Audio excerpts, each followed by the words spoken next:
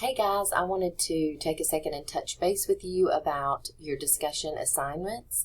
There have been some questions. I know that the PowerPoint lists some of the questions that are included in the discussion. These PowerPoints are the same PowerPoints that I use in my lecture classes face-to-face.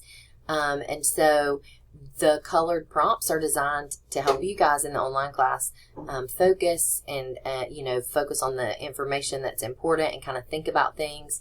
But the assignment that you will need to type answers to and get credit for would be the discussion. So these 7 questions are what you do for Objective 1A lesson. So it won't necessarily always be all the colored prompts in the PowerPoint.